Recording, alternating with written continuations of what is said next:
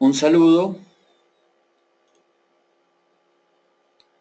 a todos los que nos ven esta semana en este video de perspectivas económicas correspondiente a la semana entre el 18 y 23 de abril.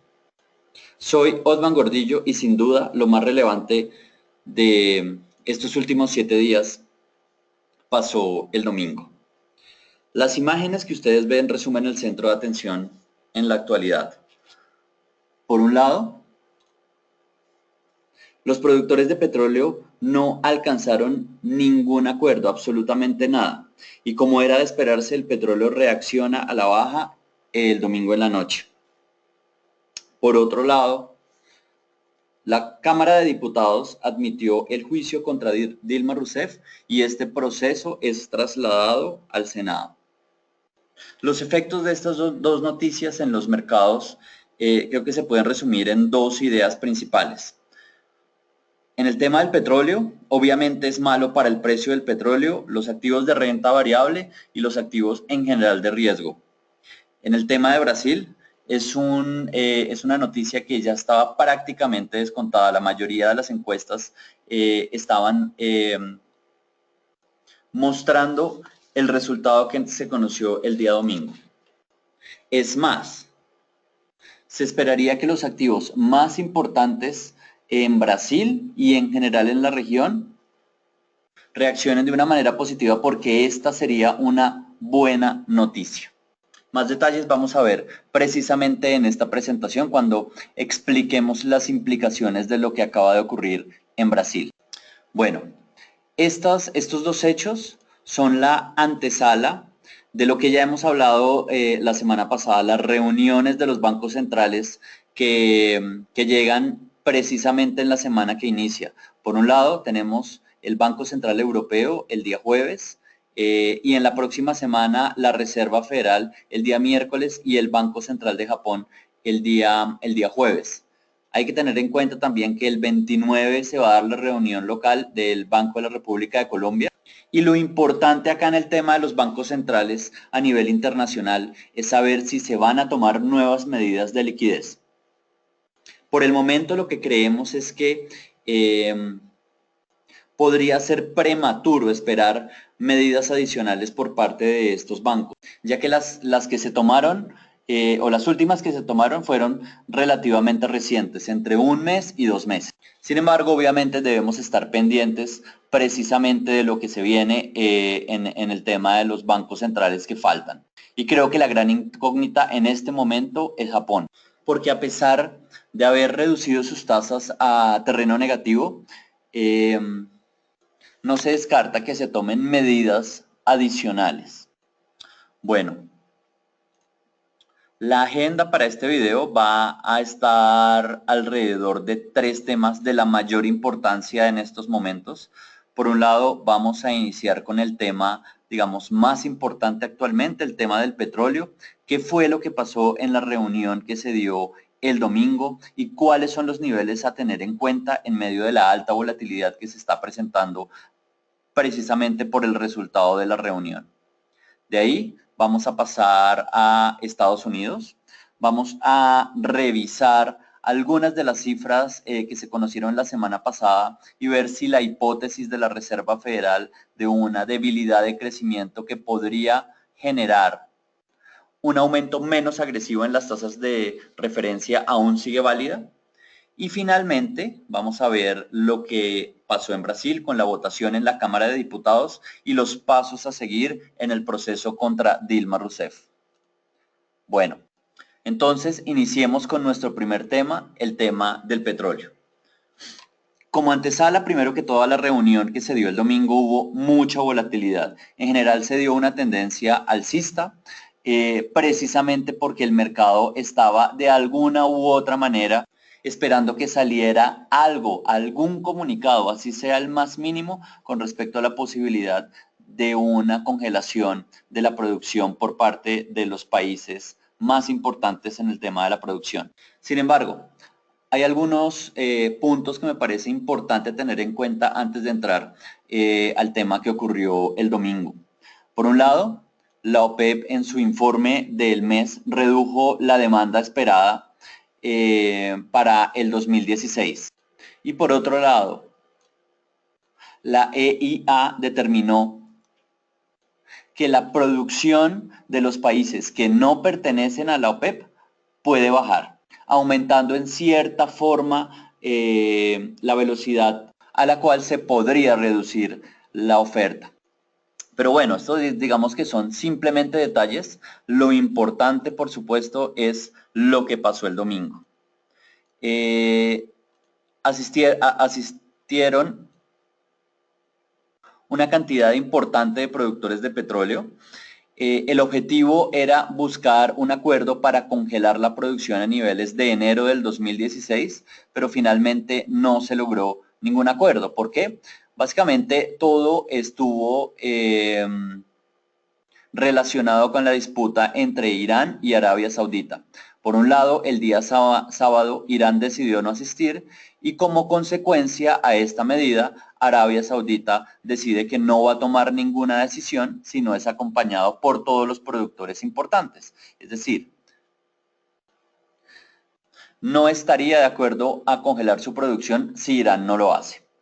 Digamos que esta posición ya había sido expuesta por Arabia Saudita, pero de todos modos se esperaba que se llegara por lo menos a un borrador o a un preacuerdo, pero ni siquiera un documento de estas características se emitió después de la reunión. Es decir, una muy mala noticia en general para el mercado del petróleo. Ahora, ¿qué viene?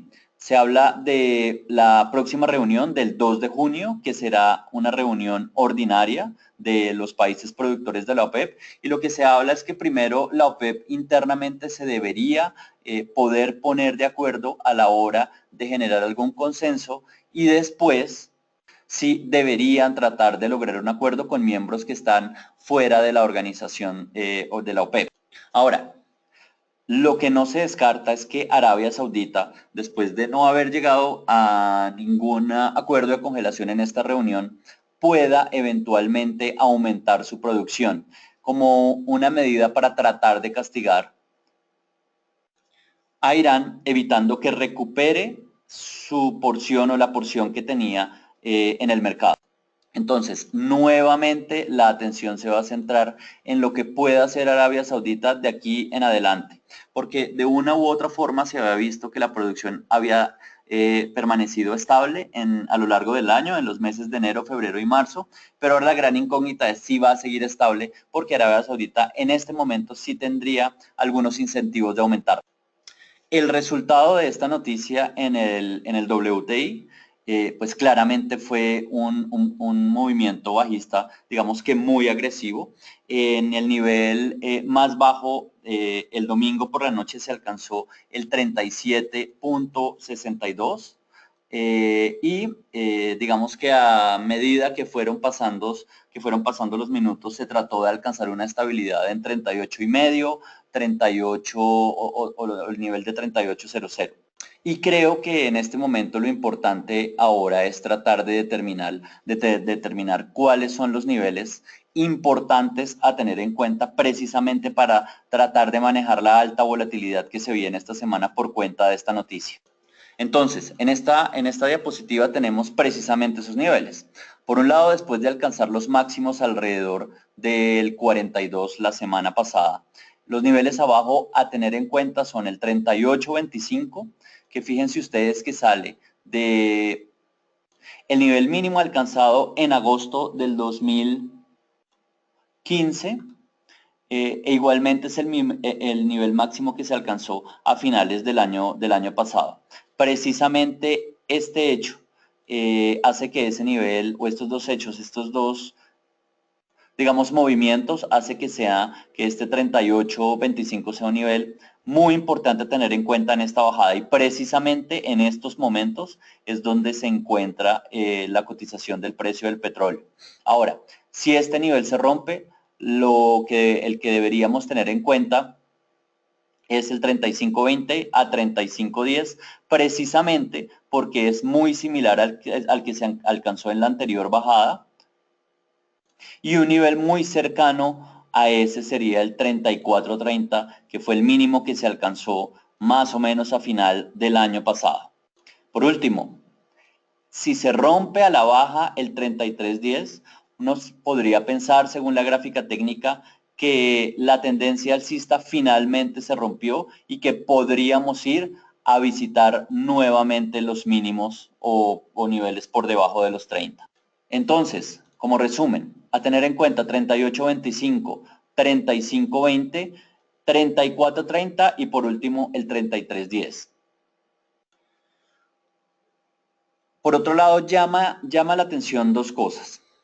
En la noche del domingo el precio tendió a estabilizarse entre el 38 y el 38.50, lo que implica de una u otra forma que este nivel que estamos mencionando acá podría resistir.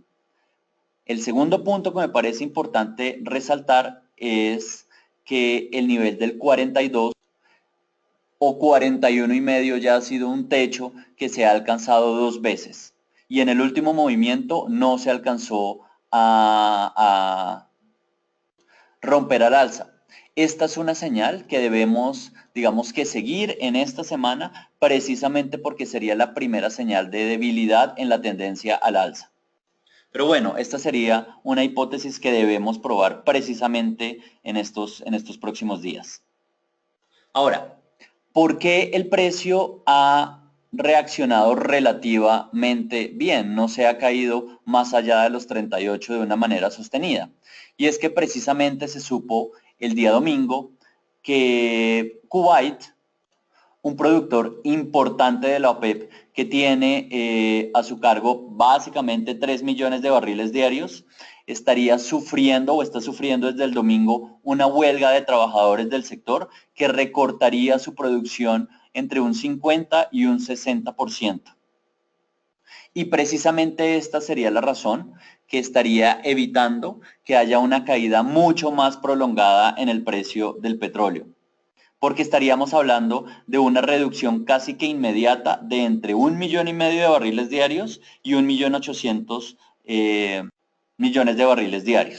Entonces, en últimas, esta mala noticia de la reunión, digamos, fallida de la OPEP va a estar contrarrestada por la mala suerte precisamente de Kuwait. Y de la duración de la huelga en Kuwait dependerá básicamente que el precio del petróleo no se siga cayendo por o más lejos de los 38 dólares en la referencia del WTI. Entonces, como ustedes ven, los resultados son muy mixtos. Obviamente la reunión fue una decepción para todos los productores y claramente de aquí en adelante, digamos que el mercado va a tener o mejor, va a tener un nivel de incredulidad muy alto en el momento en que se hagan nuevas promesas sobre nuevas reuniones que pueden llevar a un congelamiento o a un recorte de la producción. Porque precisamente con esta ya serían 2 reuniones casi que en línea en las cuales no se llega a ningún acuerdo. Recordemos, la reunión de la OPEP, la ordinaria de fin de año, que se tenían algunas expectativas sobre algunas medidas que se pudieran tomar y precisamente la segunda reunión, la que tuvo lugar el 17 de abril. Ahora, hay un punto que me parece muy importante tener en cuenta y es que si bien el petróleo es uno de los activos más importantes y tiene una altísima correlación, por ejemplo, con la renta variable de Estados Unidos, con el Standard & Poor's, y con los activos locales en Colombia, lo que se ha visto en los últimos días es que la correlación del WTI con los activos del riesgo se ha perdido un poco. Recordemos en el video de hace 8 días que examinamos la correlación entre en los test del 2024 en Colombia en precio y el Standard & Poor's y tenían un movimiento prácticamente de 1 a 1. Y este comportamiento se daba incluso en los días en que el WTI caía. Entonces lo que se puede esperar es que a pesar que se den caídas importantes en el precio del petróleo debido a lo que no pasó el 17 de abril, creo que tampoco se debe esperar una afectación dramática en los activos de riesgo. ¿Por qué? Porque precisamente la subida o valorización de los activos de riesgo se dio por las medidas que tomaron los bancos centrales. precisamente los bancos centrales fueron los que impulsaron el rally de los activos en riesgo y las políticas en general de los bancos centrales siguen siendo hacia la expansión monetaria. Entonces, para resumir, dos puntos importantes a tener en cuenta. Por un lado, la caída del petróleo como un resultado evidente de lo que pasó el domingo, y por otro lado, esta caída no necesariamente debe traducirse en una, digamos que caída igualmente agresiva en los activos de riesgo, porque detrás de eso están los bancos centrales y al respecto no ha habido ningún cambio de política. Bueno, finalmente lo importante a tener en cuenta es, como les había dicho, los niveles. Saber dónde puede parar, saber dónde cambia la tendencia, porque precisamente con esos niveles es que vamos a determinar si el movimiento principal sigue siendo comprador o cambia a vendedor. Bueno, nuestro siguiente tema está enfocado en los Estados Unidos. Digamos que como antesala de lo que va a pasar en la reunión de la Reserva Federal dentro de 2 semanas, me parece importante aclarar dos indicadores que salieron la semana pasada. Uno muy relevante es precisamente la inflación, y creo que esto es muy importante tener claro que la inflación venía subiendo, pero en el último mes mostró una caída que, aunque no es muy, digamos que agresiva, en cierta forma le da un respiro a la Reserva Federal. Entonces, inflación a la baja en el último mes, y por el otro lado se publicó la producción industrial, y lo que se ve claramente es que llevamos 7 meses de producción industrial en terreno negativo, y este hecho nunca había pasado en la historia de los Estados Unidos sin que se dé una recesión. Entonces, en este momento tenemos, digamos que los ingredientes que la Reserva Federal había dado en su última proyección, y que fueron también comentados por Janet Yellen en su última intervención. Por un lado, tenemos inflación relativamente baja, bajando en el último mes, y un crecimiento débil, sobre todo en el tema de la industria. Lo que nos da es inflación controlada o bajista, crecimiento débil, y esto le da razones a la Reserva Federal para mantener las tasas bajas. Entonces, en el pulso entre los gobernadores que pretenden o quieren subir la tasa en el corto plazo y aquellos que prefieren mantenerla baja, pareciera que los datos últimos le están dando la razón a los que quisieran mantenerla baja. Y eso es bueno en últimas para los mercados emergentes. Bueno, esta semana que inicia no hay muchas noticias en el mercado americano, precisamente porque en general la semana antes de la reunión de la Reserva Federal tiende a ser muy calmada. No hay ninguna intervención de los gobernadores regionales de la Fed, y creo que aparte de los datos de vivienda no hay nada acá a tener en cuenta. Bueno, ahora, para finalizar con nuestra charla de esta semana, vamos a un tema también muy interesante, un tema regional, Brasil. Y acá en la diapositiva tenemos los últimos resultados, o los resultados, digamos, definitivos que se dieron en la votación en la Cámara de Diputados. En total son 513 votos. Recordemos que para que la Cámara aprobara el juicio en contra de Dilma Rousseff se necesitaban 342 y el observado fueron 367. Entonces, en últimas, la Cámara de Diputados de Brasil aprueba pasar el juicio al Senado. Este resultado no toma por sorpresa a nadie. Básicamente, durante la semana pasada, muchos diarios y muchos, digamos, firmas encuestadoras le preguntaban directamente a los diputados cómo iba a ser su voto, y precisamente teniendo en cuenta estas primeras observaciones, se sabía que era muy probable que se diera el resultado que finalmente se dio. Esta votación fue abierta. Eso quiere decir que Los votantes lo hicieron públicamente, se supo quién votó a favor y quién votó en contra. Y bueno, acá lo importante es saber qué es lo que va a pasar, cuáles son los pasos siguientes en el proceso contra Dilma Rousseff. Entonces, básicamente ya tenemos superado el proceso en la Cámara. La Cámara lo pasa al Senado y en el Senado van a haber dos votaciones. La primera para aceptar el proceso y la segunda votación en el Senado es la votación, digamos, que definitiva. Entonces, para aceptar el proceso se necesitan 41 votos de los 81 que tiene el Senado. ¿Eso qué quiere decir? La mitad más uno. Esta votación sería el 19 de abril. Las encuestas hasta ahora dicen que el proceso se va a aceptar, porque por el momento hay 44 votos en contra de Dilma Rousseff. Entonces prácticamente la etapa o la primera etapa en el Senado estaría ya superada. Cuando el Senado aprueba recibir el proceso, y esto es muy importante, a Dilma la suspenden por 180 días. ¿Eso qué quiere decir?